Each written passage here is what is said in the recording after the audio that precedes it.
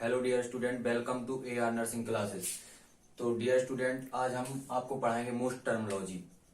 जो most terminology है medical की, तो नॉर्मल इंग्लिश लैंग्वेज में अपन बोलते हैं किसी भी डिफेक्ट या किसी भी डिसीज या किसी भी डिसऑर्डर को नॉर्मल लैंग्वेज में बोलेंगे loss of memory, loss of hair, loss of sleep, loss of taste. लेकिन जो अपन मेडिकल टर्म यूज करते हैं उसको कुछ इस प्रकार है। हम आपको आज सिखाते हैं most of terminology of the medical line. तो देखिए क्या होता है कि physical and mental related to defect of human body, कुछ ऐसे होते हैं जो मेडिकल टर्म है उसे हटके अपन बोलते हैं, डॉक्टर यूज करते हैं। ठीक है, तो आज देखते हैं क्या होता है। जैसे एमनेसिया हो गया। एमनेसिया क्या है? Loss of memory. एमनेसिया क्या है? Loss of memory. जो अपन प्रीवियस यानी पहले की बातें होती हैं, पहले जो याद किया होता है, पहले के जो रिलेशन होते हैं, कुछ अपने साथ ऐसी घटनाएं, कुछ ऐसी कंडीशन बन जाती हैं या फिर कुछ ऐसा डिसऑर्डर हो जाता है माइंड के अंदर जिसमें अपन अपनी मेमोरी को खो बैठते हैं, जिसे बोलते हैं लॉस ऑफ मेमोरी। तो लॉस ऑफ मेमोरी को अपन मेडिकल टर्म में क्या बोलेंगे? अपन बोलेंगे amnesia. That is right. And then anorexia. Anorexia क्या है? Loss of appetite. Loss of appetite क्यों बोलते हैं? देखिए एपेटाइट, एपेटाइट मतलब अपेंडिक्स, मतलब आंत।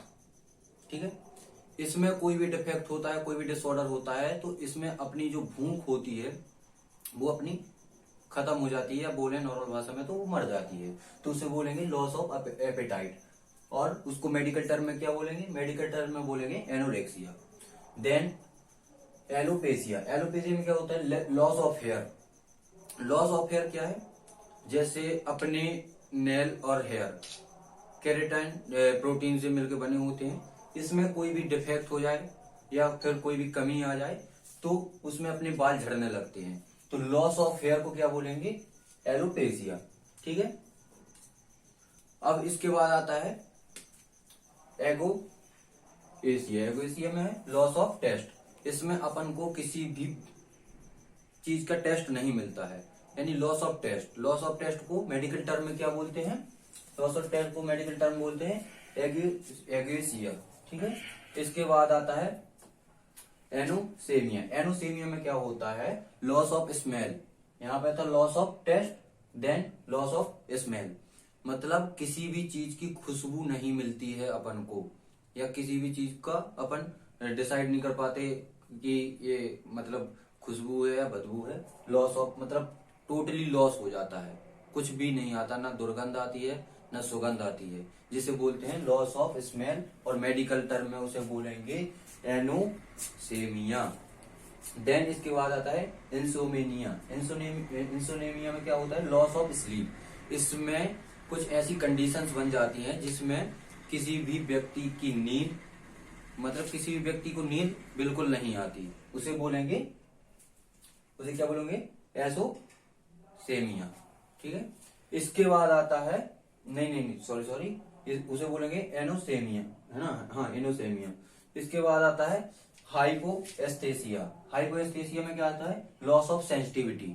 Loss of sensitivity. अब यहाँ पे देखना, जैसे हाइपर मतलब बढ़ा, है ना? और